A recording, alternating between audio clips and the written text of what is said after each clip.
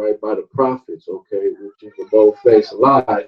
We know that this book is divinely inspired because of how much it actually goes precept upon precept with the KJV Bible itself, right? And you can honestly read, man, and it'll tell you right here on the cover, it's authorized King James Version.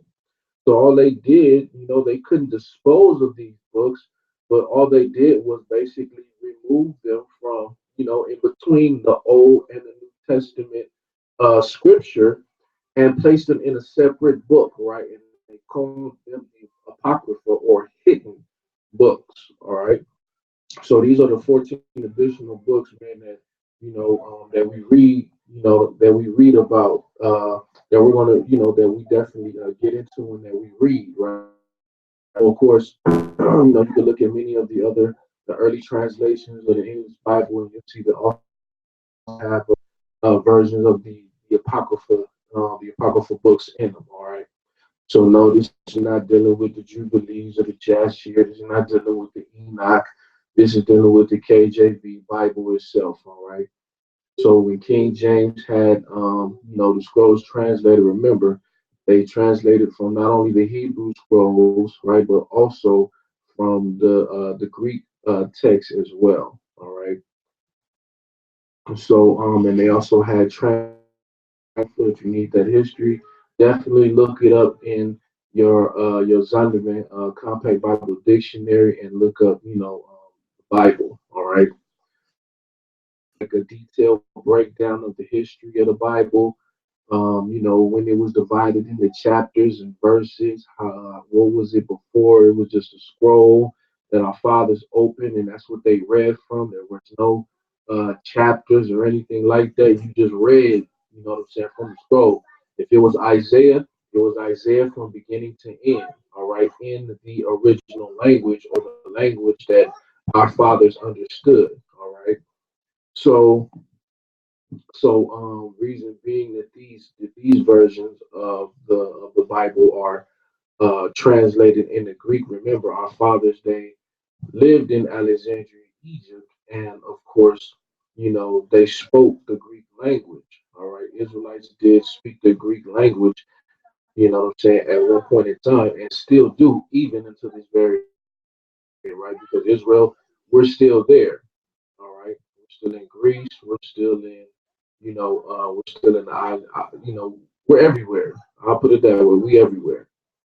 So, so now we're open up to the book of Second Esdras, and we're just going to, want to read it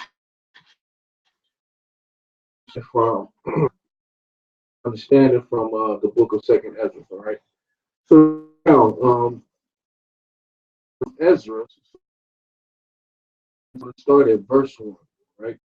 So just bear with me here, and let's get a little understanding. All right. So now it says, in the second book of the prophet Esdras, the son of Chaarash, the son of Azarias, the son of Hilkias, the son of Sadamias, the son of Zadok, the son of Achtob, the son of Achias, the son of Phinehas, the son of Heli, the son of Amarias, the son of Aziel, the son of Marmoth, the son of Arna, the son of Ozias, the son of Borit, the son of Absai, the son of Phinehas, the son of Eleazar, the son of Aaron of the tribe of Levi. So now this shows you this is going back into an account of Ezra's genealogy and his lineage. All right, so it's showing you that, of course, he is a Levite of who of the sons of Aaron, so he will be considered a priest. All right, so he has a priestly descent that in which he comes from. So you see that many of the prophets that you read about, the vast majority of them would be of the house of Levi. All right, of the sons of Aaron. Okay, so remember, the Most High dealt with the priests, so the priests were separated unto himself. So they were the ones that did the ministering in the tabernacle of the congregation, and also when The Lord placed his name in Jerusalem, and David laid the foundation for the temple, and Solomon ended up building it and finishing it. All right. So so we see Esdras comes from that long line. Okay, so now we see that, of course.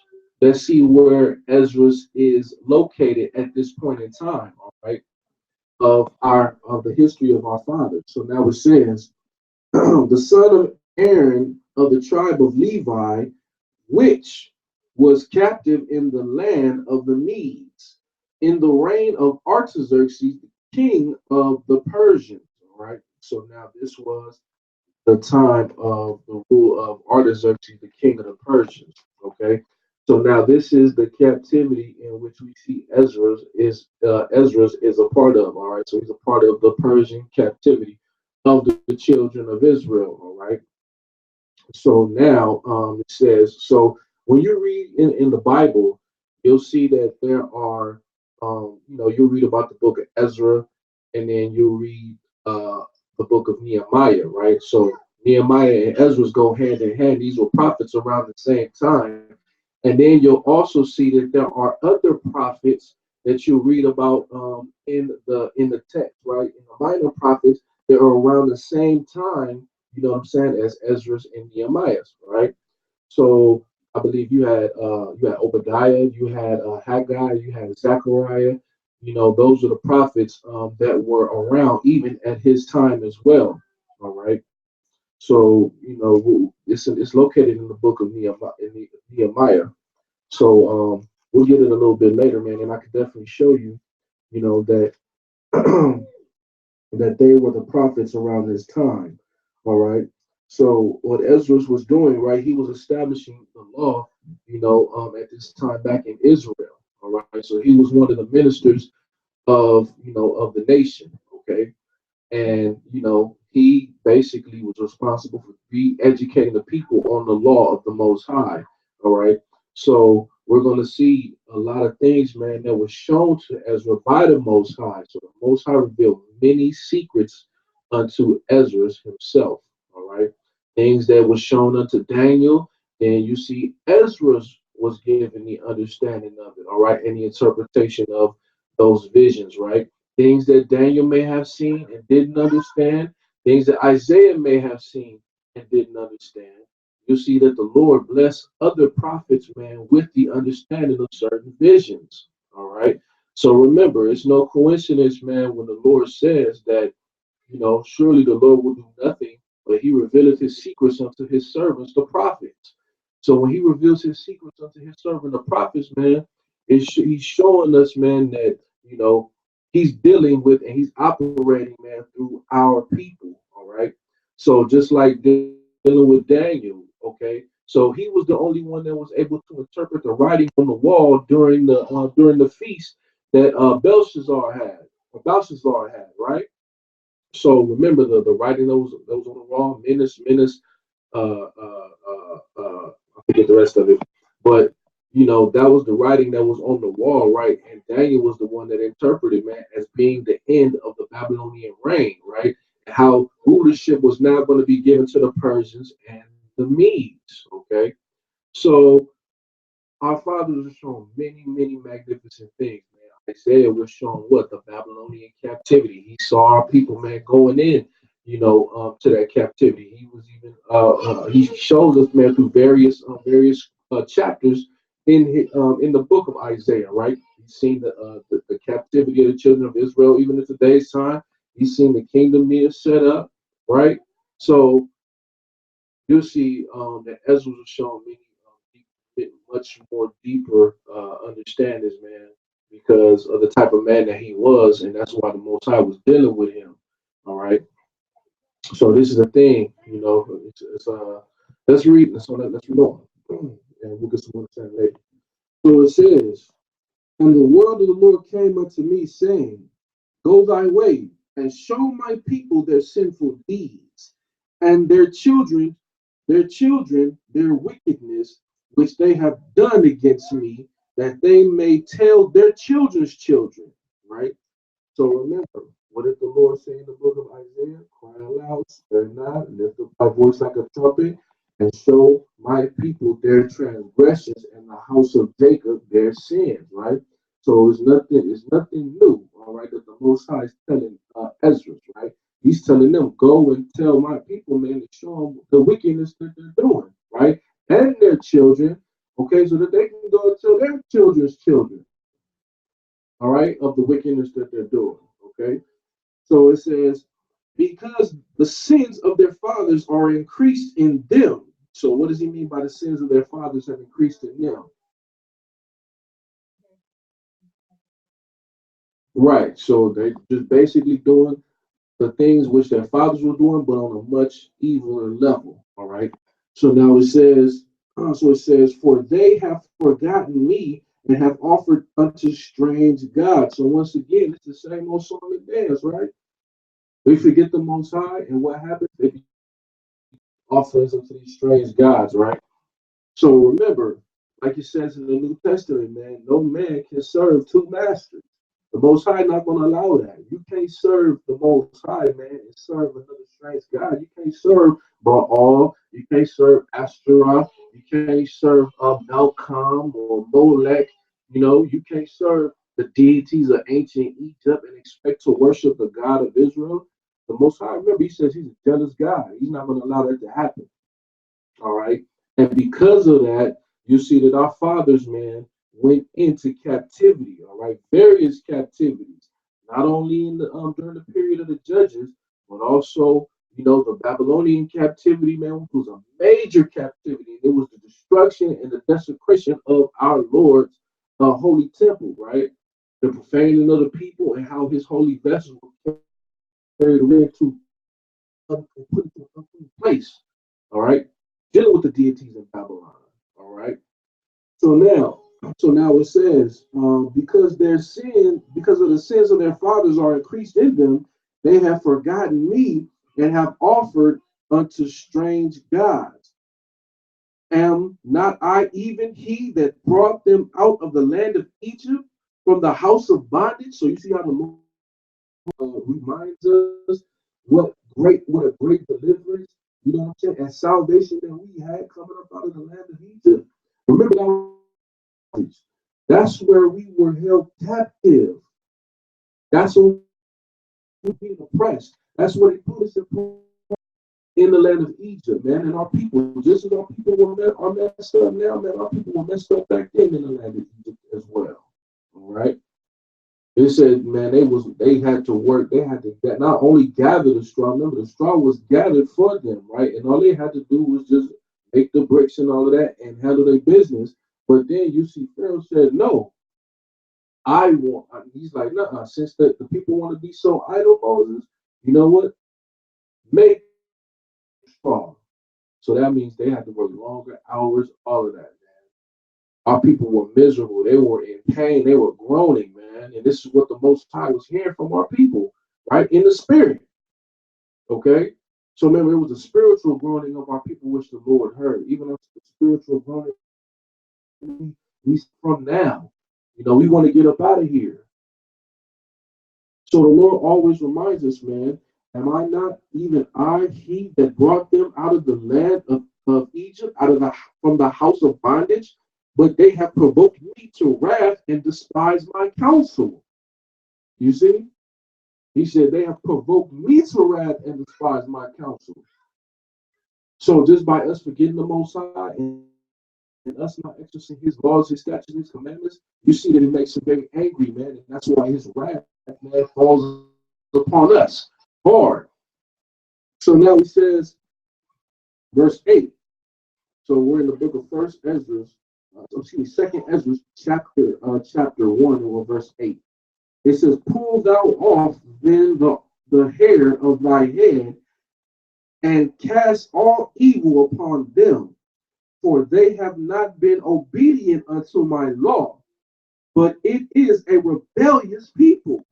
So he said, man, he said, pull off then all the hair off thy head, right? So when you in a stressful situation, is maddening, right? He said, pull off all the hair on your head. He said, what? Because He says, for they have, and cast all evil upon them. For all the evils, man, that the Lord, he said, place it upon them, right? He says, for they have not been obedient unto my law. So what happened, man, when we were not obedient unto the Lord's law? Some curses will come upon us, right? Captivity, the sword, famine, death, destruction, all of that will come upon our people, man. Vexation, rebuke, all those things will come upon our people, man, and they will overtake us, right? So all because they did no longer want to be obedient to the laws of the Heavenly Father. He says, for it is rebellious people, rebellious. Right? And we know the book of Isaiah chapter 30 and verse 8 says, verses 8 and 9 says, okay, how our people love to hear smooth things. They love to hear the lies, the deceit being taught. Chapter verses 8 and 9. Right? How they love all of that. Okay. So he says, how long shall I forbear them? Unto whom have I done so much good? So he's like, how long am I going to put up with them? How long am I going to put up with them, man? And I've done nothing but good for them. You see how ungrateful our people are. That's why the Lord always constantly giving, because we become selfish and we would think that we were the ones that were prophets and we would forget about the Most High. But the Most High is the one who gave us everything that we possess, the land that we possess, the rain to water our crops, man, the full increase, man, of the land. The Lord gave us all of that. That was His land, and He gave it to us. But the Lord said, how long shall I forbear them unto whom I have done so much good? And he says, many kings have I destroyed for their sake. Pharaoh with his servants and all his power have I smitten down. Right? So all of the kings of Canaan which the Lord destroyed. All of the kings of Canaan, all the Egyptian power that the Lord destroyed for our father's sake. You see, the Lord said He put down many kings for us. Many. Okay, for our sake. So now let's read on. So then He says, all nations have I destroyed before them, and in the east have I scattered the people from two provinces, even of Tyrus and Sidon, and have slain all their enemies. So you see, this is all the good Lord has done for us, man. He conquered our enemies for us, kept them away from us, right? When we were in power, when we were in our own land, we had our own government, our own military, right? Even when our strength began to fail within us, you see, the Lord was the one who gave us the strength, man, to fight on and to continue, right? But He said He's the one who put down those kings. You want to know who destroyed 185,000 Assyrian soldiers? The Most High did. Israel ain't had to do nothing. They didn't have to do nothing. You want to know who destroyed over 1 million soldiers that the Ethiopians had brought from Africa? The Most High did. He's the one who protected us. He's the one who fought for us. He's the one who put the crowns in the heads of conquered kings on our footsteps. The Most High. Because He showed us His power. He showed us that He was with us. But let's read. Let's read on. Speak thou therefore unto them, saying, thus saith the Lord. So He says, speak in my name. I led you through the sea, and in the beginning gave you a large and safe passage. I gave you Moses for a leader, and Aaron for a priest. I gave you light in a pillar of fire, and great wonders have I done among you. Yet ye have forgotten me, saith the Lord. He said He gave us a leader, right? This is before we had a king. Moses was our leader. Moses was like our king, right? The Lord gave us a priesthood. Like the other nations there, like they had a priesthood. Egyptians had a priesthood. The Midianites had a priesthood. The Lord gave us our priesthood that He set aside for Himself, that He dealt with directly. You see? for our benefit. But like you said, man, he brought us through the sea, right? He brought us across the Red Sea. He did all of that, man. He gave us a large and safe passage through the sea, man. Didn't nothing touch us there. Did Pharaoh's armies touch us? Absolutely not. They didn't put their hands on us whatsoever. So then he says, verse 14, and I gave you a light and a pillar of fire, and great wonders have I done among you, right? So the light of the pillar of fire was a chariot that the Lord gave us to lead us and guide us through the wilderness, man. In the dark times. Remember, the moon wasn't always there. So what was our light? The Lord was our light in our direction through the through the wilderness, right? So then he says, and great wonders have I done among you, yet ye have forgotten me, saith the Lord. Thus saith the Almighty Lord, the quails were as a token for you. I gave you tents for your safeguard. Nevertheless, ye murmured against me. So you see what the Lord is saying? He said, I gave you food, what you asked for, right? You asked for quails, you asked for flesh. I gave it to you, right? I gave you tents for safeguard, the booths, right? That's why we keep the Feast of Tabernacles, right? Or they call it the Feast of Booths. Why? Because that represents the protection, man, and the covenant that the Most High had over us. While we were in the wilderness, right? While we were in the wilderness and our enemies were out there against us, the Lord watched over us. Then he says, nevertheless, you still murmured against him. So our people, our fathers murmured against the Lord. Remember what he was saying? Well, God, it had been better if we died in Egypt. We stayed in Egypt. You see how ungrateful our fathers were? We want the melons. We miss the garlic. We miss the cucumbers there, man. But all we have to eat is this manna. That's all we have to eat is this unleavened bread. What else can we eat? Man, Moses brought us out here to die. These are all of the things, man, that of course, our people were murmuring about against the Most High. Remember, the Most High hears all. He sees all, right?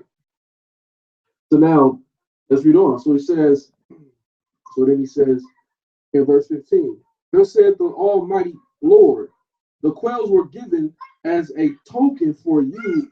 I gave you tents for your safeguard.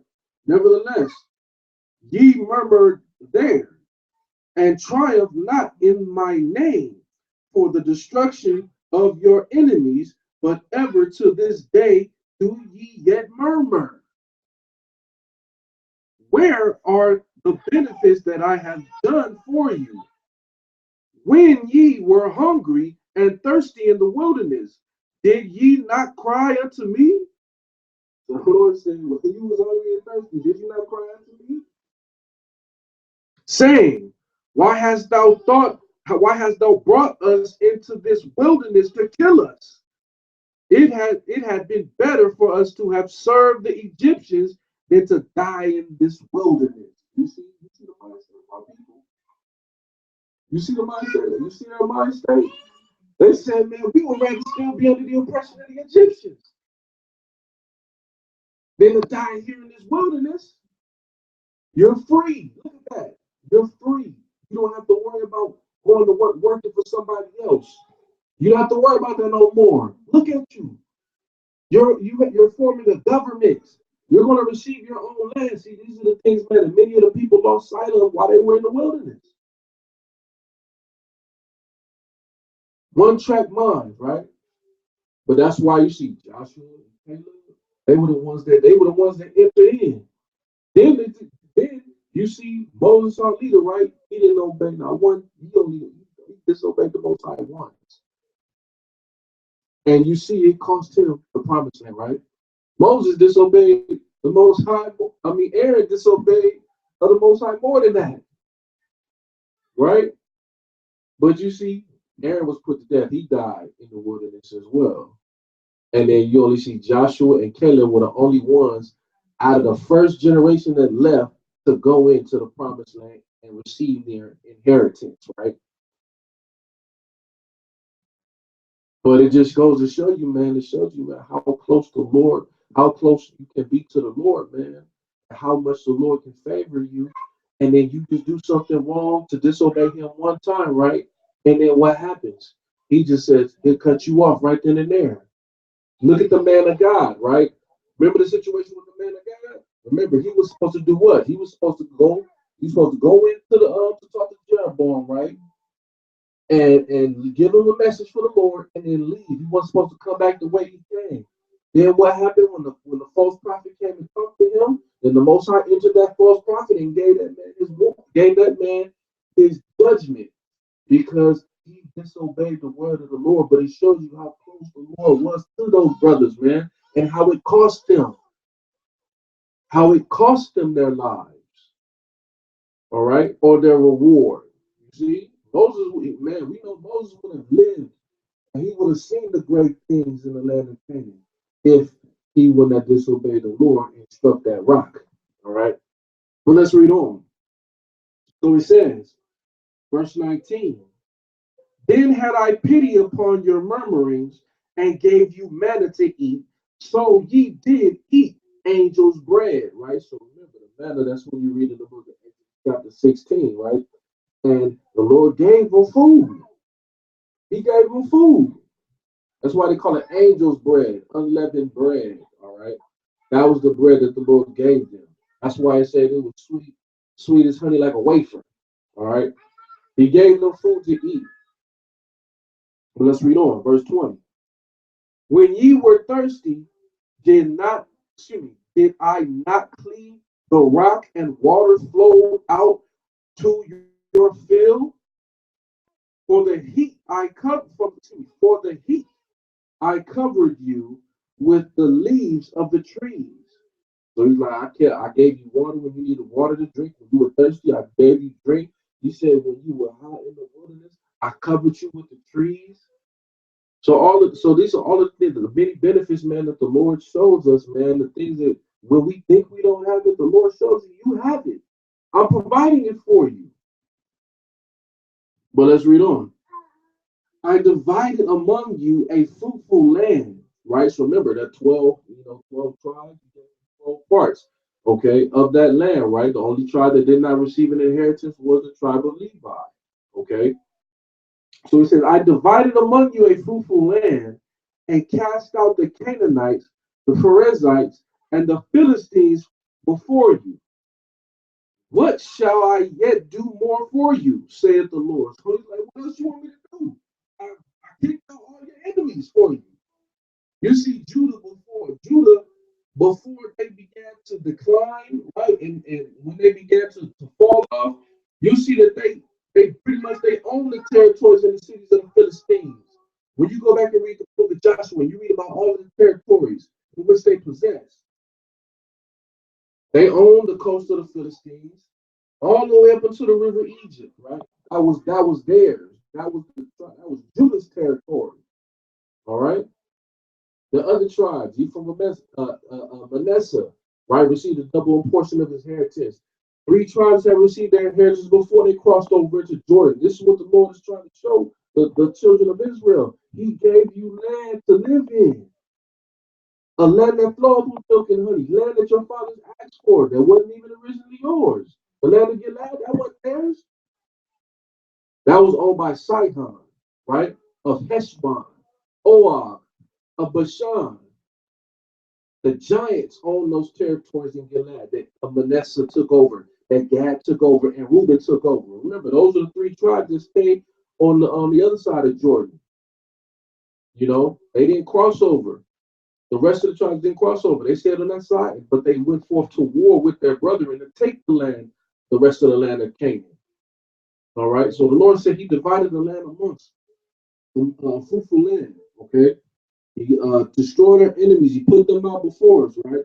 He says, verse 22, thus saith the Almighty Lord, when ye were in the wilderness, in the river of the Amorites, being athirst and blaspheming my name, I gave you not fire for your blasphemies, but cast a tree in the waters and made the river sweet. So he's like, I didn't burn y'all to death like I should have. He said, but I gave you sweet water. I gave you trees that make the water sweet. Remember, the water was poisonous to them. But the Lord gave Moses instructions to cast this tree in there, and it'll make the water drinkable for the children of Israel, sweet for them to drink. So then he says, "What shall I do unto thee, O Jacob, thou Judah, who wouldest not obey me? I will turn me to the other nations. Excuse me. Will I turn me to the other nations, and unto those will I give my name, that they may keep my statutes? Seeing ye have forsaken me, I will forsake you also. When ye desire me to be gracious unto you, I shall have no mercy upon you.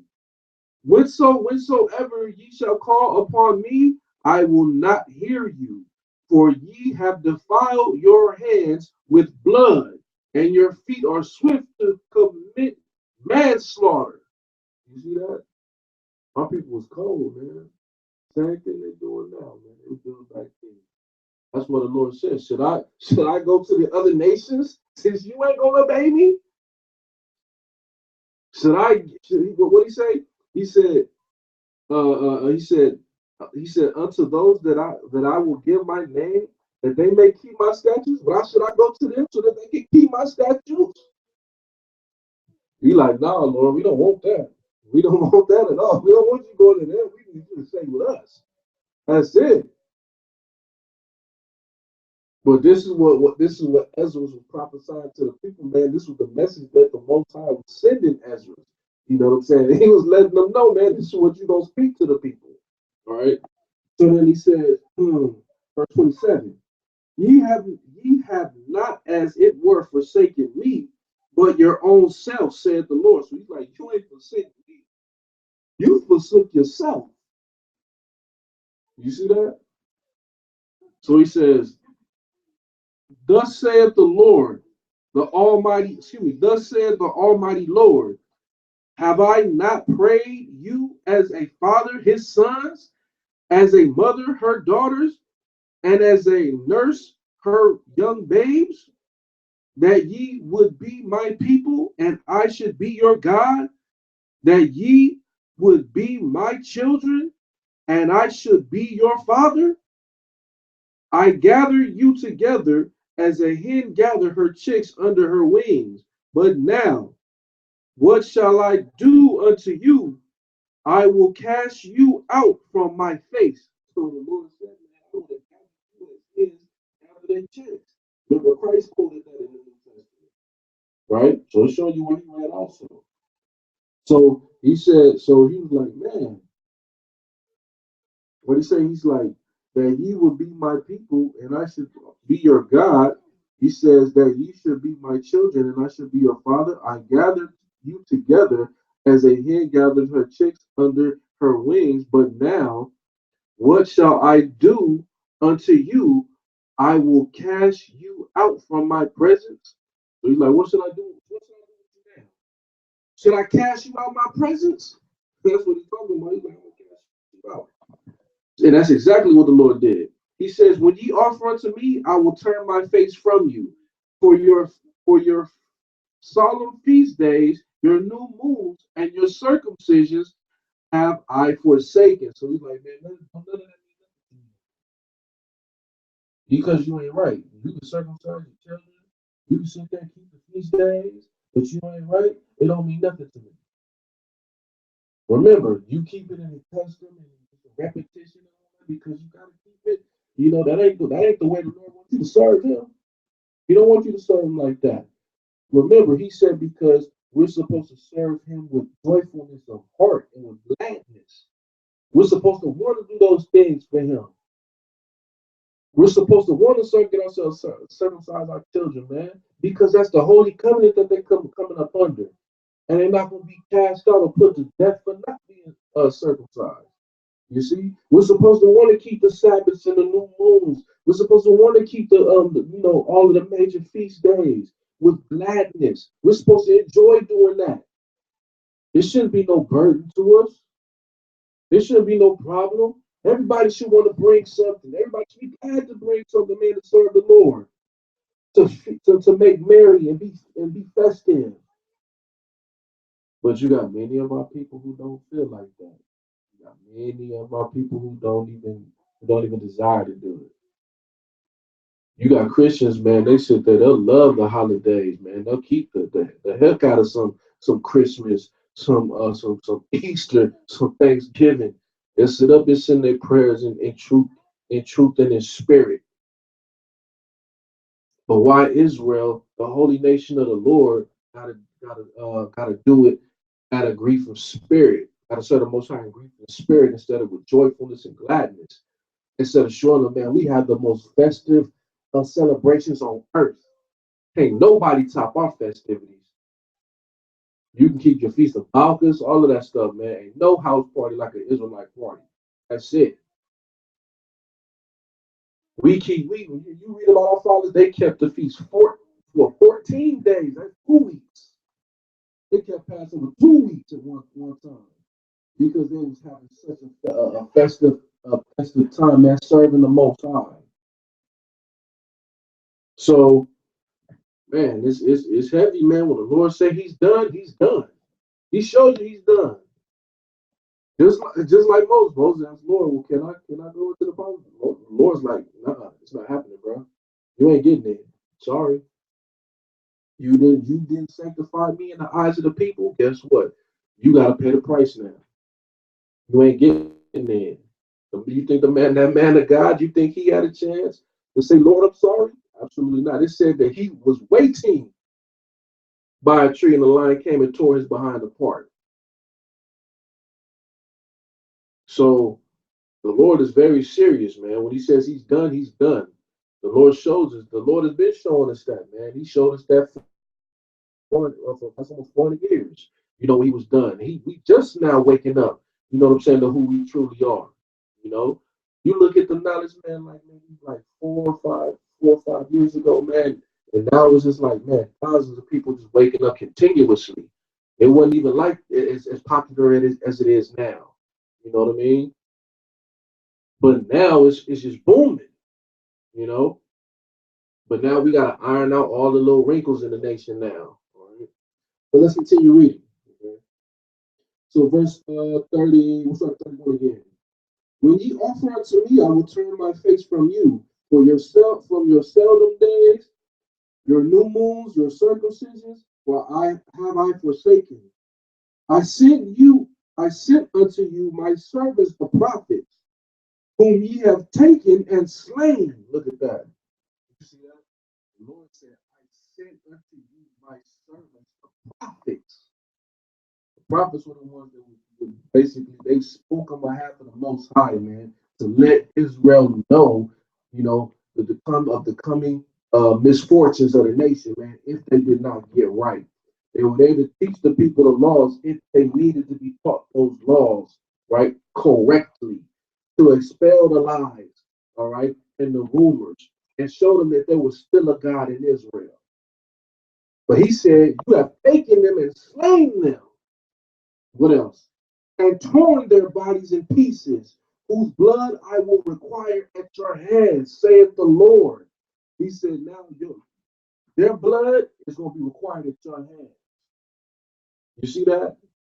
Now you understand why it said, man, filled Jerusalem with blood from one end to the other. He shed innocent blood from one end of Jerusalem to the other. He filled the entire city.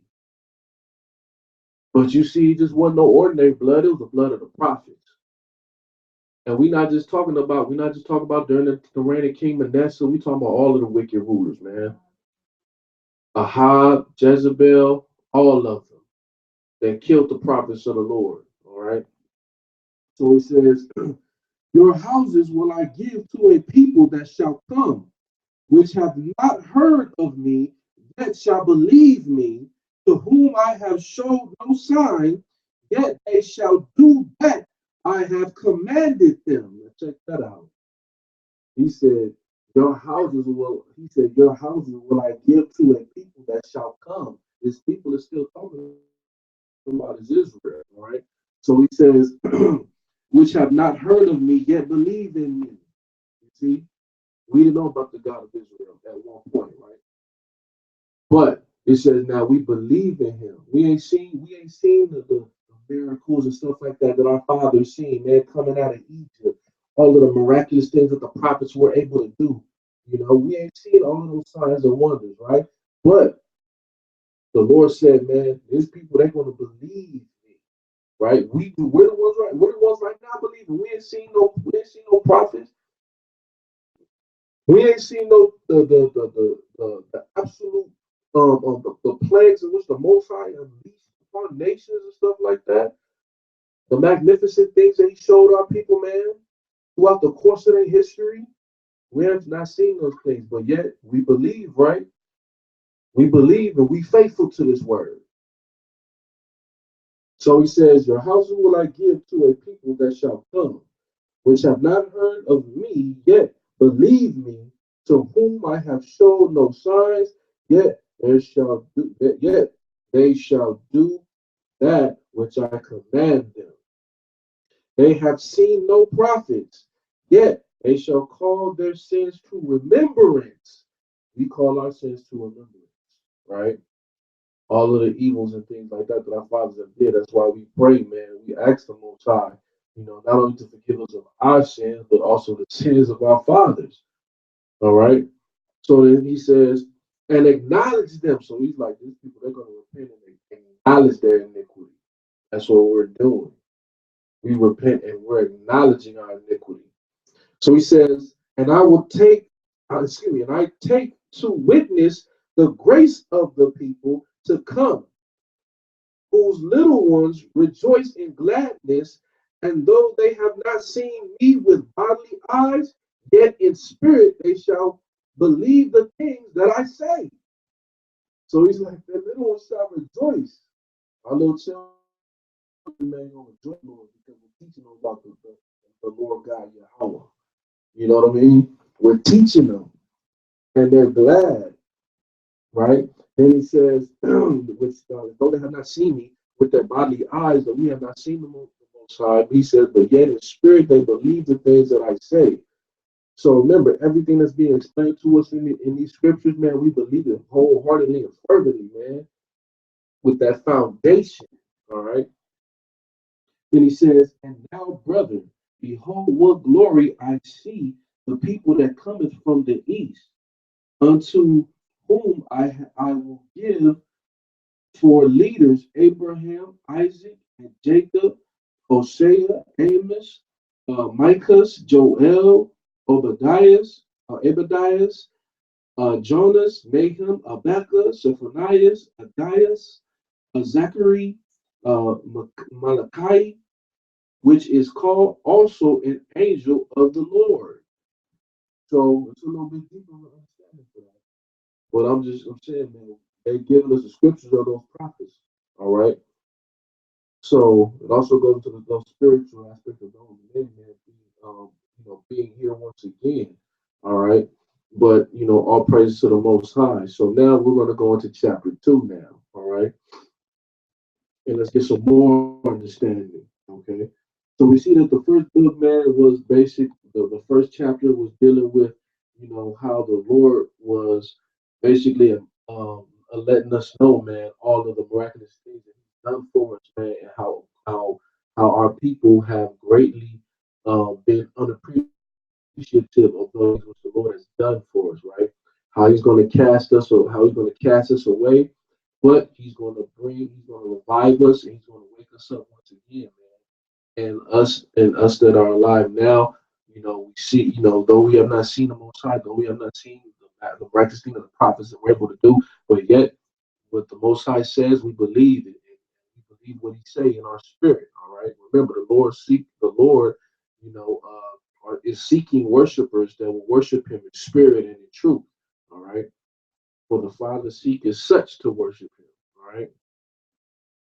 So we're in chapter 2, verse 1. Thus saith the Lord, I brought His people out of bondage and gave them my commandments by my servants the prophets, whom they would not hear, but despised my counsel.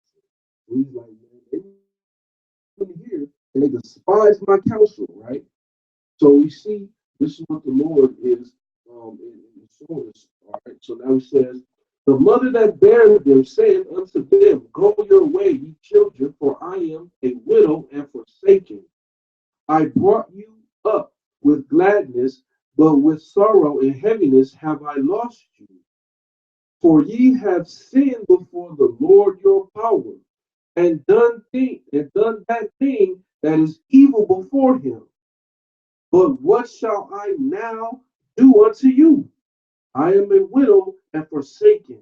Go your way, O my children, and ask mercy of the Lord.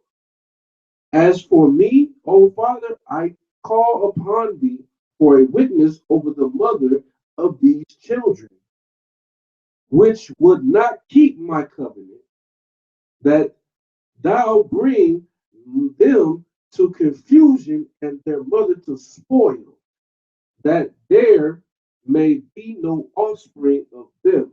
All right, you're going to see the understanding of this as well. So he says, Let them be scattered abroad among the heathen. Let their names be put out of the earth, for they have despised my covenant. Woe be unto thee, Usher. Thou hast, yes, woe be unto thee, Asher. Thou hast hiddest the unrighteous in thee. O thou wicked people, remember what I did unto Sodom and Gomorrah, whose land layeth in clods of pitch and heaps of ash. Even so also will I do unto them that hear me not, saith the Almighty Lord. Right? So you see the Lord is speaking about, man, speaking about bringing the desolation upon his people for not keeping the holy covenant. All right. So now he says, so now we said, verse 10. Thus saith the Lord unto Esdras, Tell my people that I will give them the kingdom of Jerusalem, which I would have given unto Israel. Their glory also will I take unto me, and give these the everlasting tabernacle which I prepared for them. They shall have the tree of life for an ointment of sweet savor. They shall neither labor nor be weary. Go, and ye shall receive. Pray for a few days unto you, that they may be shortened. Excuse me. Go, and ye shall receive. Pray for a few days unto you, that they may be shortened. The kingdom is ready, already prepared for you. Watch. So he's like, the kingdom is already prepared for you. He's watching it. So he's like, the Lord said he's gonna bring desolation, but for those that's going, he said, go to the people, those that listen, there's a reward for them, right? He said there's a reward, right? The everlasting tabernacle, okay. They'll be able to partake of the tree of life. Remember, that's the tree that's within the midst of Jerusalem, right? You know, that's spoken about in the book of Revelations, okay? So now it says, Take heaven and earth to witness, for I have broken the evil in pieces and created the good. For I live, saith the Lord. Mother, embrace thy children and bring them up with gladness. Make their feet as fast as a pillar. For I have chosen thee, saith the Lord. And those that be dead I will raise up again from their places. So he's like, those that be dead, I'll raise them up once again. So now he says, and those that be dead will I raise up again in their places. All right, bring them out of the graves, for I have known my name in Israel. Fear not, mother of the children, for I have chosen, said the Lord. For by help will I send my servants, Isaiah and Jeremiah. After those counsel I have sanctified and prepared for both trees laden with diverse fruits. So diverse fruit, that's talking about Israel. So he says, and as many fountains flowing with milk and honey, and 7 mighty mountains were upon the great, excuse me, were upon there grow roses and lilies, whereby will I fill thy children with joy. Do right to the widow, judge for the fatherless, give to the poor, defend the orphan, clothe the naked. So you already see all the righteous things that we're supposed to do, right? To like by the give to the poor and defend the clothe the naked. Okay. So now he says, heal the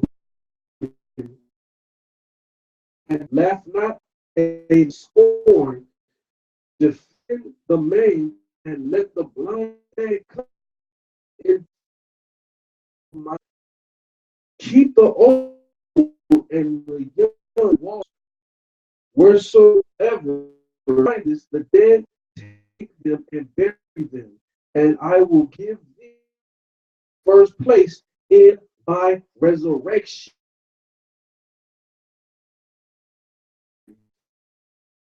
Absolutely. Right. So remember, those are the many palms deeds that Tony did do.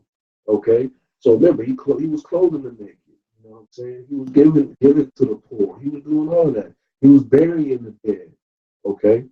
So these are the things that the Most High shows us. All right. So he said, keep the old and the young within thy walls. Wheresoever thou findest the dead, take them and bury them. And I will give thee the first place in my resurrection. Abide still, O my people, and take thy rest, for thy quietness shall come. Nourish thy children, O thou good nurse. Establish their feet. So, like, take care of your children, man. Raise them up. All right. Raise them right, man.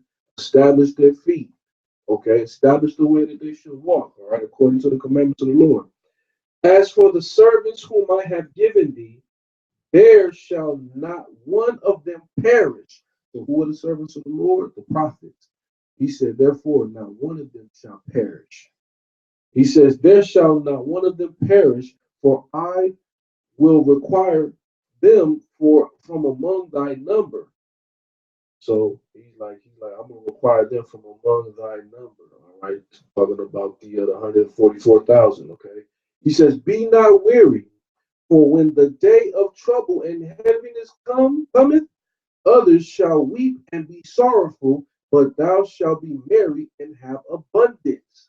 So he's like, when that time and that day come, when all hell breaks loose, he was like, in sorrow and heaviness, other people are going to mourn. And guess what? You're going to be the ones who are going to be joyful. All right. We're going to be the ones that will be merry, and we're going to have abundance. I mean, in the famine, that's not going to harm us. It's not going to touch us. All right. Like it's going to touch everybody else. The Lord, He already guaranteed us that. If we remain right, man, we're doing what we're supposed to be doing. Okay. So he says, the heathen shall envy thee, but they shall be able to do nothing against thee, said the Lord. So he's like, the heathen, they're going to be jealous of you. Right? What happens to jealousy? Jealousy turns into hate. So he's like, but he says, but they shall not be able to do anything against us. Why? Because the Lord's going to be on our side. So then he says, my hand shall cover thee, so that thy children shall not see hell, meaning our children shall not see death. The Lord says He's going to protect our children, all right, so that they ain't going to see no death. He says, be joyful, O thou mother, with thy children, for I will deliver thee, saith the Lord. So he's like, be joyful, O mother, with thy children, for he said He's going to deliver you. He says, remember thy children that sleep, for I shall bring them out of the sides of the earth, meaning all of the children of Israel that have died scattered amongst the entire earth. He said He's going to bring them all back up. He's going to bring them back, right? The Israelites that scattered across the Atlantic Ocean, and bones that are riddling the sea floor, that was eaten by sharks, all of our people that was ravaged by wild beasts, animals, and the nations that oppressed them and killed them and sliced them up. You know what I'm saying? Chopped them up, man, and left them for dead. You know, all throughout this earth, the Lord said He will bring them up again. All right. So He says, He said, remember thy children that sleep, for I shall bring them out of the sides of the earth and show mercy unto them. For I am merciful, saith the Lord Almighty. The Lord said He's going to have mercy on them. All of our people that have died, He says He'll show mercy. So now He says, embrace thy children until I come, and show mercy unto them. For my well runs over, and my grace shall not fail. I, Esdras, received a charge of the Lord upon Mount Orion, that I should go unto Israel, but when I came unto them, they set me at naught. So they were like, get out of here with that. You see, the Lord told him, man, you're gonna deal with this rebellious house. You're gonna deal with these rebellious people. All right, they're not gonna hear you. They're not gonna want to hear you. Just like we can deliver the message to them today. We can tell them that they're the true children of God. We can tell them to get right, be righteous. You know what I'm saying? And what they gonna do? They gonna set you at naught. They gonna make it seem like you nothing. And that's where the frustration and the anger sets in for us because we know the beautiful rewards is gonna come, man. But we also understand the judgments, man, that are also gonna come upon the wicked as well, man. But we don't want our loved ones to fall victim to that. You know, we want all of our loved ones, man, to receive the blessings of the promises, right? But it's on them. So He says, I came unto them, they set me at naught, and despised the commandment of the Lord. And therefore I say unto you, O ye heathen, that hear and understand, look for your shepherd. He, he shall give you everlasting rest, for he is nigh at hand, that shall come in the end of the world. So you're not talking about the heathen of the other nations, right? You're talking about people acting like heathen. All right. So remember, our people had that Gentile state of mind. Okay. So and He says, be ready to the reward of the kingdom, for the everlasting light shall shine upon you forevermore. Flee the shadow of this world. Receive the joyfulness of your glory. I testify my Savior openly. Oh, receive the gift that is given you and be glad, giving thanks unto them that hath called you to the heavenly kingdom. Right? So the Lord is calling. Remember that, and that's where it goes into, you know what I'm saying, the wedding feast, right? Where everybody's invited, right? All Israel's invited, right? You know what I'm saying? But everybody start making excuses, man, and start fixing themselves out. And the Lord said, well, you know what? Go gather everybody else then. Go gather all of those who are halt and maimed. Go gather those who are under the highways. You know what I mean? Go get them, man, and bring them to my supper. But He said, but those that made excuses, they will never be able to come back to this supper. You see? Those that gave up, those that quit. You know what I'm saying? Those that despise the word of the Lord. So the Lord already shows us, man, that the gift is there, it's waiting for us. All right, it's ready for us. You know what I mean? But we have to get ready. It's on us now. See what I'm saying? Prophecy time is going to continue to tick. You know what I'm saying? We're going. It's against us. But that's why we have to make those proper steps. Okay. So He says in verse 38, arise up and stand. Behold the number of those that be sealed in the feast of the Lord, which are departed from the shadow of the world, meaning they left off from the wickedness of the world. So it says, and have received glorious garments of the Lord. Take thy number, O Zion, and shut up those of thine that are clothed in white, which have fulfilled the law of the Lord. So these were the ones who made righteousness, and they were clothed in white. So these were the ones who were receiving their reward, all right, for following the law of God. So when he says, the number of thy children whom thou longest for is fulfilled. So you see, it's a certain number, it's a quota that has to be filled. And once that quota is filled, that number of the Lord's servants that are sealed, once that's done, you know what I mean? We're going to be getting up out of here pretty soon. That's why, man, spreading this word, combating against false doctrine and knowledge, man, is so heavy right now in Israel. Because the numbers, man, is sealed. You losing people, but then we're gaining people. We're losing more people, but then we're gaining people. It's like a seesaw right now. You see what I'm saying? But the Lord is proving those who are going to be found worthy for the kingdom of the Lord. You see? It's people who have to be found worthy. All right. So now he says, is fulfilled, beseech the power of the Lord that thy people which have been called from the beginning may be hallowed, meaning they may be sanctified. I, Ezra, saw upon Mount Zion a great people whom I could not number, and they all praised the Lord with song. And in the midst of them there was a young man of high stature, taller than all the rest.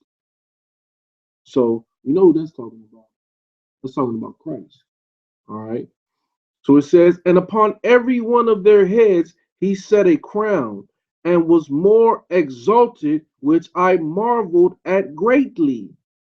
So I asked the angel and said, Sir, what are these? He answered and said unto me, These be they which have put off the mortal clothing and put on immortal, and have confessed the name of the power.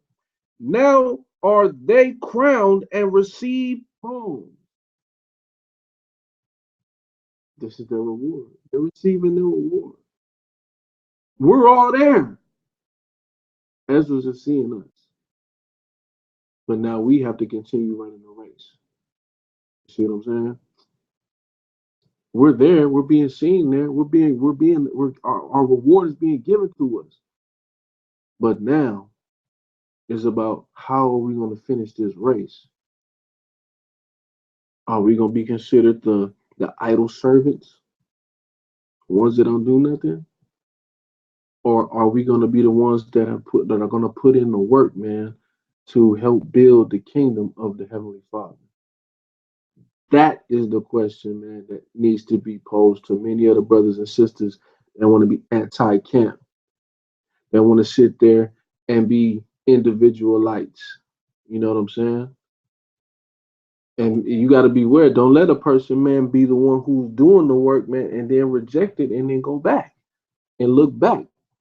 That's why Christ said, man, a man that put his hands to the plow and look his back is not fit for the kingdom of heaven. You see? So this is for those that confess the name of the Most High, right?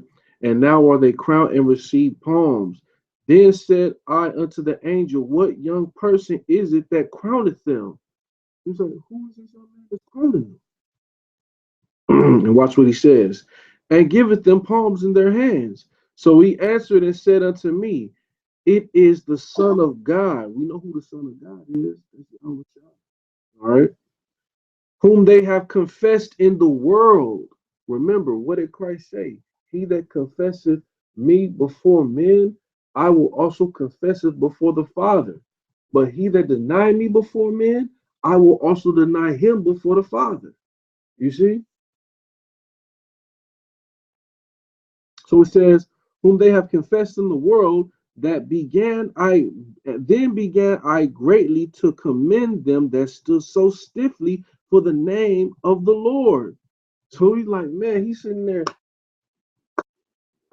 and he had to commend these brothers and sisters that sat there and stood so stiffly for the name of the Lord. Remember, Ezra's already going through it. He said he went and told the people the message. They set him at naught. So you already know, man, he being rejected. You see what I'm saying? That's why Christ said, "You shall be hated by all nations." You're gonna be rejected. You know what I mean? Blessed are you when all men shall revile you. You know, for my name's sake. You know, so that's why he said, man, he commended them, man, that stood so stiffly. They were unmovable, man, when it came to this word. This was their life. This is it's crazy, man. I'm gonna go to some other stuff too, man. Before I finish, you know what I'm saying? I gotta go into this a little bit more. So he says, then the angel said unto me, go thy way and tell my people what manner of things and how great wonders of the Lord thy power thou hast seen. So now he's like, no, he's like, tell them of all the miraculous things that you have seen here. These were visions that were being shown to him to see these great things, right? And it's all right here in our very Bible, man. You got Christians that reject these books, right? The rest of Esther, right? That's why it seems like there's a hole in when you read the book of Esther. It's in here, the rest of it. The book of the rest of Daniel, all of the other editions of Daniel, man, Baruch. You know what I'm saying? The same Baruch that you read about in Jeremiah, it's in here. It's in the Apocrypha. But it's heavy, man. But let's go to the book of Hebrews now. Let's go to Hebrews. I want to get Hebrews. Hebrews chapter 11. Right?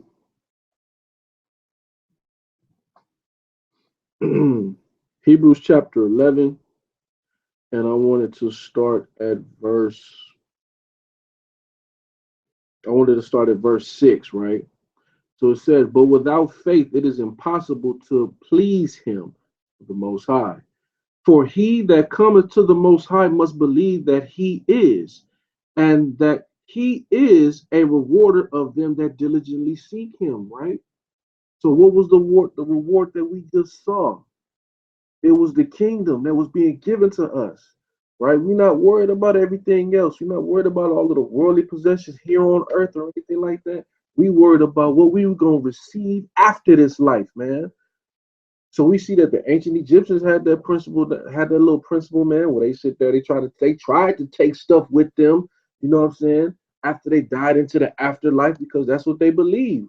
They had some form of knowledge of afterlife, resurrection, and all of that stuff, you know. But the Bible shows us, man, that after we die here, it is another world, man, that we're gonna embark on. Another world, man. It's either two places that you can go after you die, right? You know what I'm saying? You wake up from that sleep, right? Like it says in the book of Daniel, everybody's going to awake. Those that are in the dust of the ground, everybody that's in the earth, they're going to come up. That's what we read in the book of Esdras, right? Chapter 2. So now, if everybody's going to come up from the grave, right? Now, he says that you're going to have some that wake up to everlasting life. And then you're going to have those that's going to wake up to everlasting shame and contempt. There's two places that you can go. You can go receive eternal damnation and destruction, the destruction of your soul, or you could be brought back and resurrected and continue, you know what I'm saying, in the new world to come. That's going to be given to you. That's going to be given to you. That's the type of power that we're dealing with, man. That's why we're not wrestling against flesh and blood. We wrestling against wicked forces, man, principalities, man, in high places, as the scriptures say. But how do we overcome all that stuff, man? That's why he said, without faith, it is impossible to please him. Okay? So let's read on. By faith, Noah, being warned of the Most High of things not seen as yet, moved with fear, prepared an ark to the saving of his house, by the which he condemned the world and became heir of the righteousness which is by faith. So you see, right? It said the Most High let him know, I'm going to destroy the earth. He's going to destroy the earth, man, by water, right? The earth had to be cleansed of all the blood and the wickedness that was in it, right? So it said no, when he heard this, man, he was moved with fear, and that's when he sat there and he built that ark, man. He followed every instruction that the Lord gave him to the T. Didn't divert nor anything like that. He followed it, and guess what? By him doing that, he preserved his family. All right. So now let's read on. By faith, Abraham, when he was called to go out into a place which he should have received for an inheritance, obeyed and went out, not knowing whither he went. So this Paul said he didn't even know where he was going. The Lord said, "Get out of there. Leave your father's house and your kindred and go to a land which I'm gonna tell you." So he didn't know where he was going, but he did what the Lord said and he left. Then the Lord showed him later on, man, like, look, you're gonna leave Haran, you're gonna leave Syria, and you're gonna go to this land that I'm gonna show you. It's gonna be yours. So now he says, so it says, by faith he shall join in the land of promise, as in a strange country, dwelling in the tabernacle with Isaac and Jacob, the heirs with him of the same promise. All right, so they were both heirs of the same promise with Abraham. Okay, so now we're gonna drop down, and I want to get this, man. This is where it really gets intense, right? Now drop down and let's read verse 33. So he says,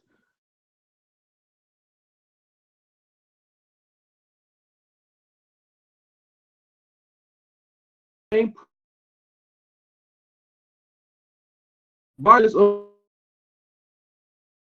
is the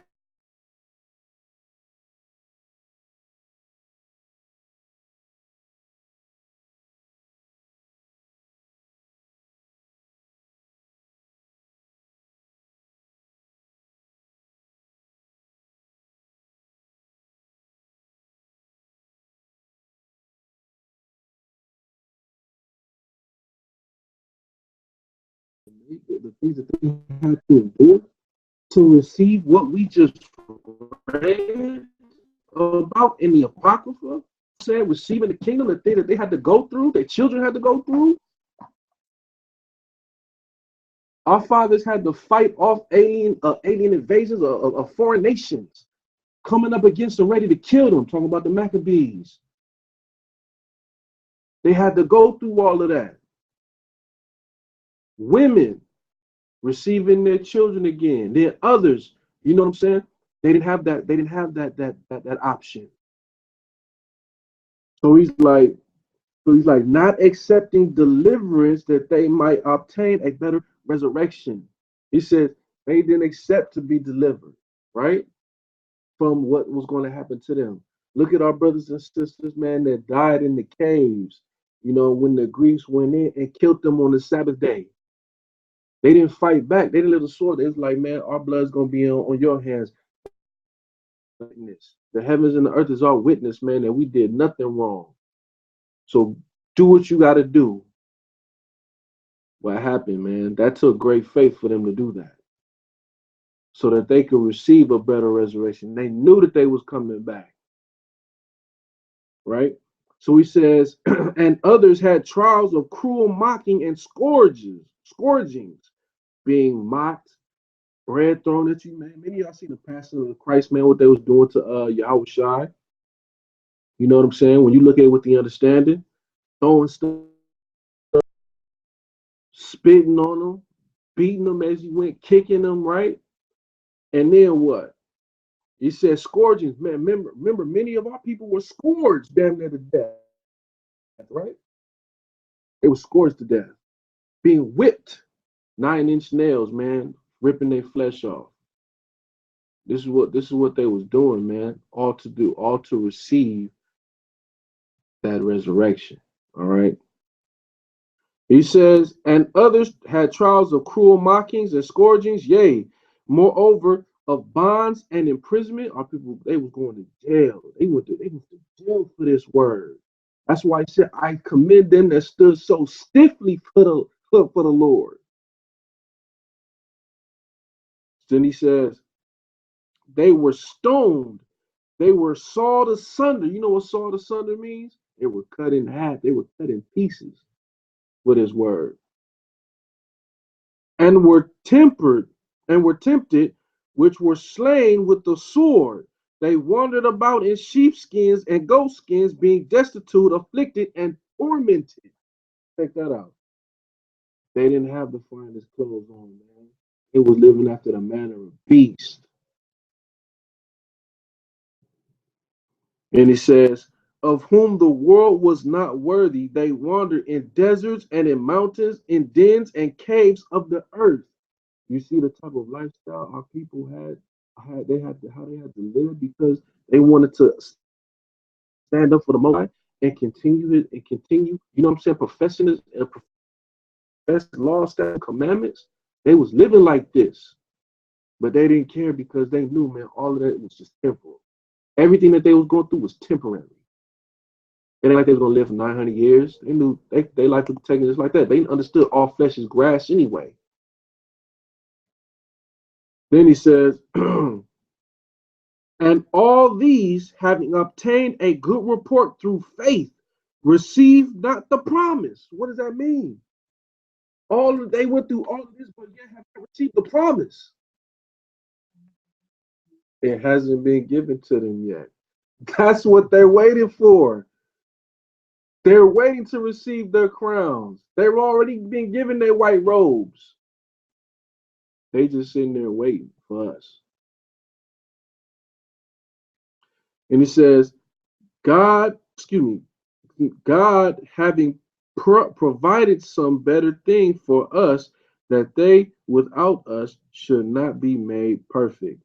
So they haven't received the blessings of, you know what I'm saying, the kingdom as of yet, man. We're all waiting for it. We are still waiting for it, man. But we still got to keep moving. We still got to keep striving for it, man. One more chapter, excuse me. Let's go to the book of Revelations, please. The book of Revelations, man.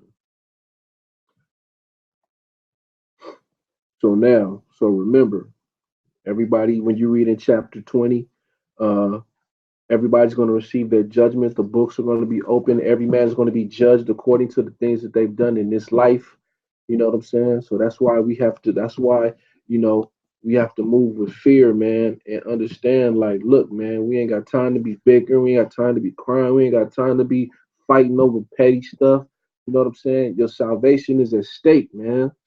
We ain't got time to worry about all this. We got to get to work. Our fathers, they've obtained a good report, man. They're at rest right now. We're the ones trying to receive it. We're the ones trying to receive the reward now. You understand? Fighting over, no, we can wear pants. No, we don't wear pants. Well, what does the law say? You don't wear them. No, women don't have to cover their head. Women have to cover their head.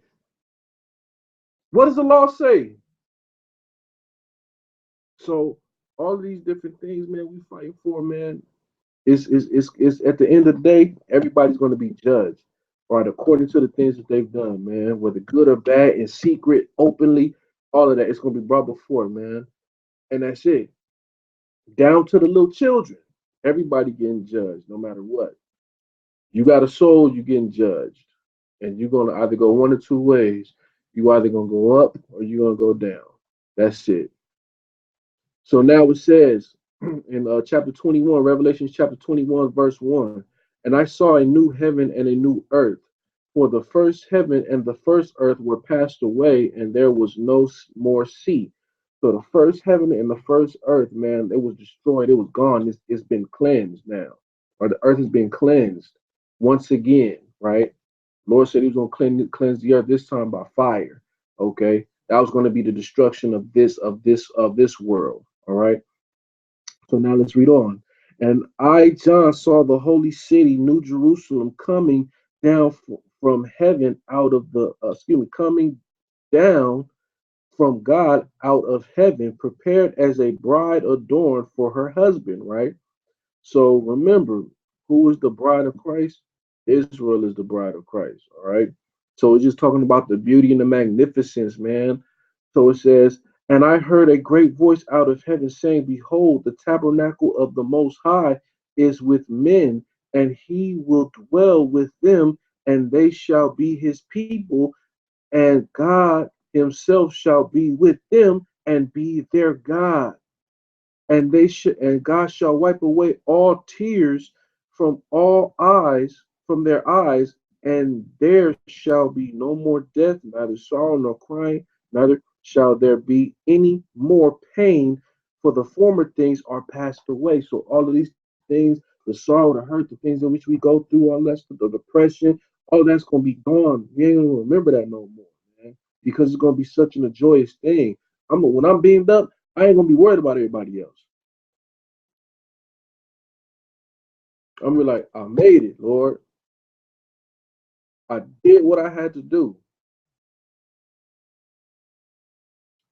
So now he says, let's drop down and no, let's continue reading. And he says, and he that sat upon the throne said, Behold, I make all things new. And he said unto me, Write, for these words are true and faithful. And he said unto me, It is done. I am Alpha and Omega, the beginning and the end. I will give unto him that is athirst of the fountain of the water of life freely. He that overcometh shall inherit all things, and I will be his God, and he shall be my son. Look at that.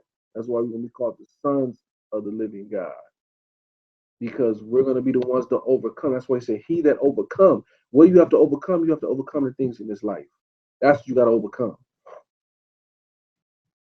So then he says, But the fearful, the unbelieving, the abominable, the murderers, the whoremongers, the sorcerers, the idolaters, all liars shall have their part in the lake which burneth with fire and brimstone, which is the second death. So check that out. It's either it's on one or two, it's on one or the other place you're gonna go. It's either you're gonna go up and then come down to receive your reward, or you're gonna go down and stay down and die forever. That's it. That's why he said the fearful, the abominable, murderers, whoremongers, sorcerers, you know what I'm saying? They gonna have their part, man, in that lake of fire off top, man, automatically. Their portion is gonna be the lake of fire. All right. He says, and there came unto me one of the seven angels which had the seven vials full of the seven last plagues, and talked with me, saying, Come hither, I will show thee the bride, the lamb's wife. So, who's the bride, the lamb's wife? Remember, Paul said he has to present the church as a chaste virgin unto Christ. That's what he was preparing the church for, to be that bride that Christ is going to come back for. You understand? That's what we're supposed to be working towards, right? Then it says, and he shall carry me, and he carried me away in the spirit to a great and high mountain, and showed me that great city, the holy Jerusalem, descending out of heaven from God, having having the glory of God, and her light was like unto a stone most precious, even like a jasper stone, clear as crystal. So it's showing you even the beauty and the transparency, man, of the new city and how it's going to actually be. All right. And just how precious the stone. So it says, and the wall, excuse me, and a wall great and high, and had 12 gates, and at the gates 12 angels, and the names written thereon, which were the names of the 12 tribes of the children of Israel. So it's showing you ain't no spiritual Israel. It's going to be remember, the Lord has always dealt with Israel, you know what I'm saying, through their seed, all right? Through genealogy, okay? The Lord has always dealt with us that way, all right? It's not talking about no spiritual Israel or anything like that. It's talking about the Israelites there's going to be 12 gates, there's going to be angels guarding those gates, and then of course you're going to have the names inscribed on those gates, and it's going to be the name of each of the 12 tribes of Israel, all right? So now we says, let's drop down and read verse 14. And the wall of the city had the 12 foundations in them, and the name of the 12 apostles of the Lamb. So remember, Christ promised the disciples, man, that they were all going to be judging. You know what I'm saying? Uh, Israel. All right, they were gonna have 12 thrones, man, and they're going to be each one of them were going to receive the throne. All right. So now let's drop down and let's read verse 22. All right.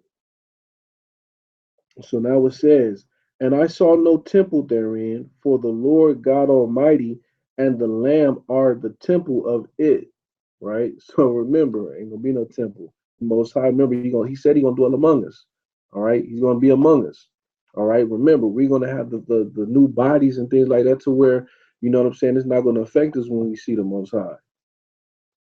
So he says, and the city had no need of the sun, neither of the moon to shine in it, for the glory of the Most High did lighten it, and the Lamb is the light thereof. Right? So you see, he said the Most High was the light, and he said, and the Lamb was the light thereof. All right. So just their glory alone, man. So just imagine this is an entirely new world. This is a completely different type of atmosphere. You know what I'm saying? That's being shown to us, right? And Israel in her glory. Okay, Christ being the light thereof. So he says, and the nations of them which are saved shall walk in the light of it. You see that? So it's showing you that there are going to be other nations there. They're going to be there, right? That's why he said, and the nations of them which are saved shall walk in the light of it. So remember what happened when we read all of the prophecies of Malachi, and Zechariah, and talking about how, 10 men of all nations and languages are going to cleave unto the skirt of him that is a Jew. You know what I'm saying? The nations are going to walk in the name of their God, and we're going to walk in the name of the Lord our God. You see? So they're going to be there. Those who are going to be saved, remember, vast majority of them, they're going to die. Vast majority of nations are going to die and get cut off. But we know that the Lord is going to be the one. You know what I'm saying? There's going to be a remnant of them that are going to repent and that are going to feel sorry, and they're going to be the ones that are going to be, you know what I'm saying, the servants of the children of Israel. All right, they're going to be the ones that's going to serve us. Okay, so when they say that are the nations going to be there, the nations ain't going to be there in the kingdom. Yeah, they are. They are. They're going to be there. It says right here in Revelation they are.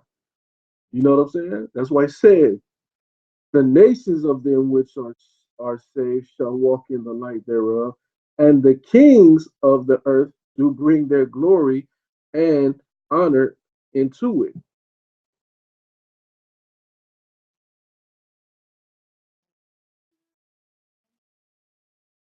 No, no. But it's just basically showing you, man, how they're going to be there, right? And remember, it's going to say all nations are going to flow into it, man. All the kingdoms, all the kings of the earth, they're going to come to do what? They're going to seek the knowledge and understanding from Israel. It says that when you read in the book of Malachi, they're going to serve us. All right. Well, then it says, so remember, it says they're going to bring honor into it. All right. So it says, and the gates of it shall not be shut all at all by day, for there shall be no night. So it's like it ain't never gonna close because there's never gonna be any night. Remember, you talking about we're gonna be in eternity. We're talking about forever. All right.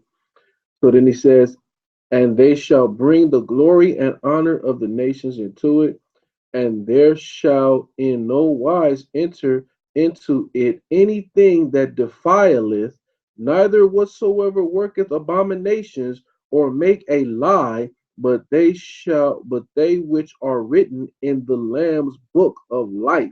So this is VIP only. No, remember, the nations are going to come to Israel to seek us. Remember, if they come, they have to come correct. They can't come. They're not going to bring idols into New Jerusalem. That's why I said anything that defiled it. None of that stuff is getting in no more.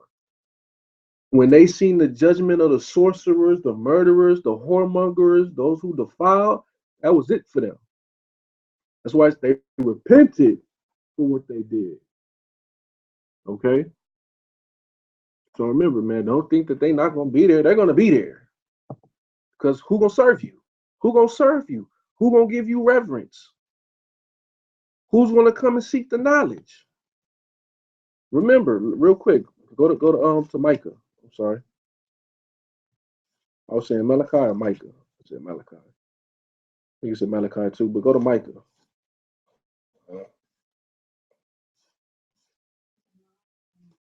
Micah.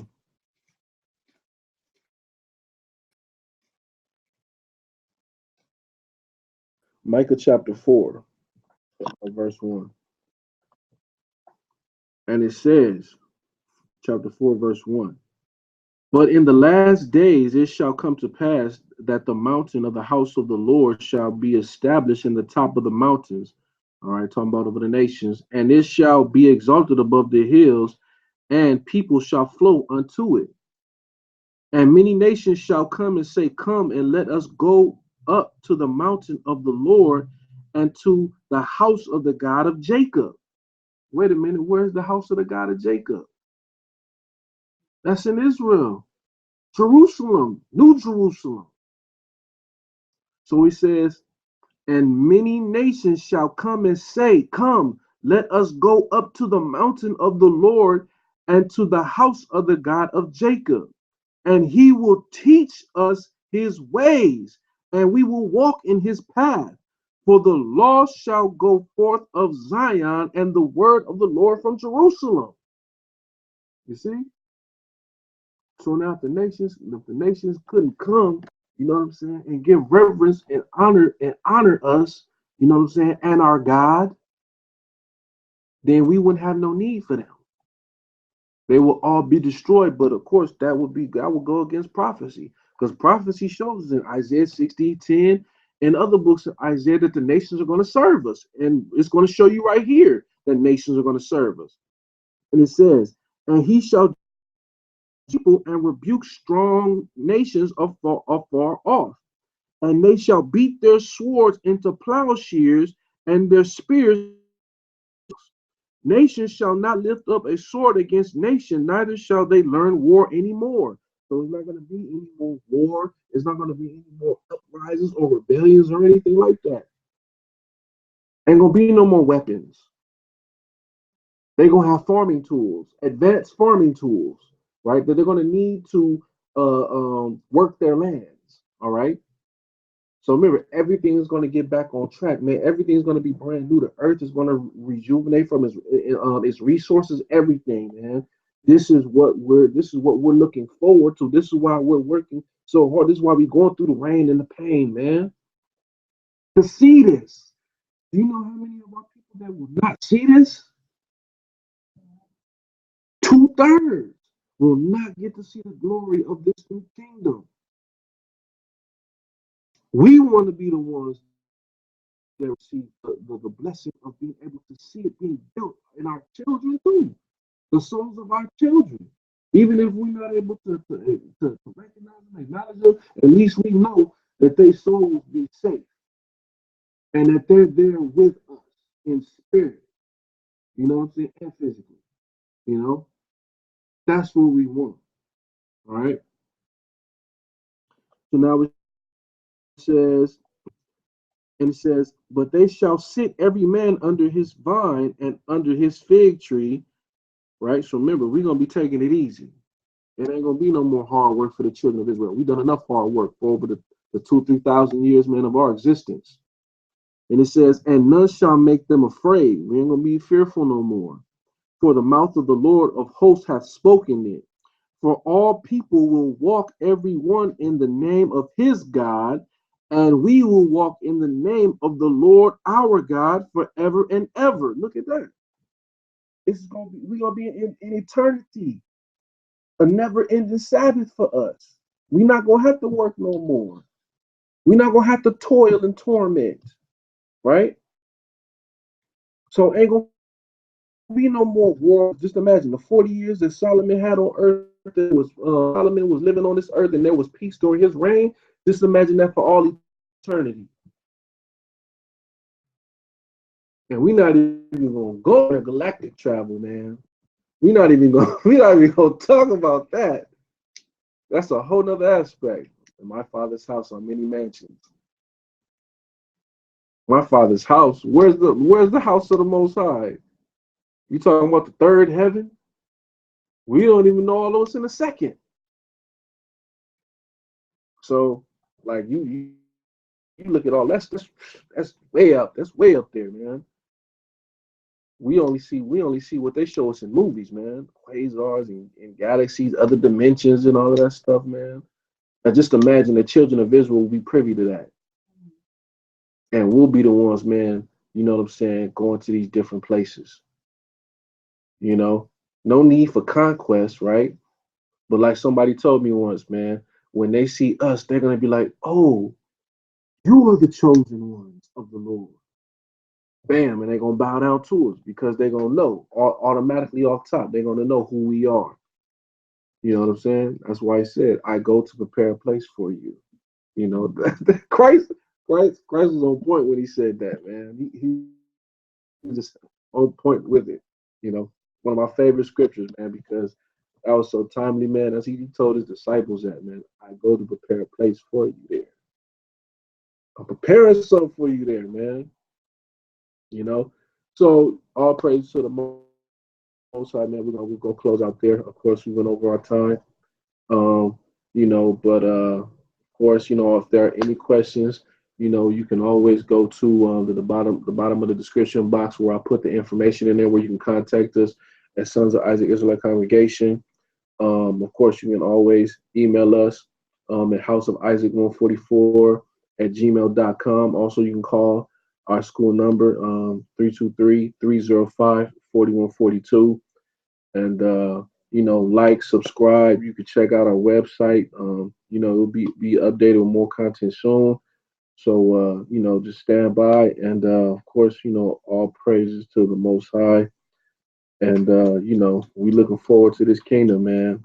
So that was the Sabbath study, second Esdras, chapter 1 and chapter 2.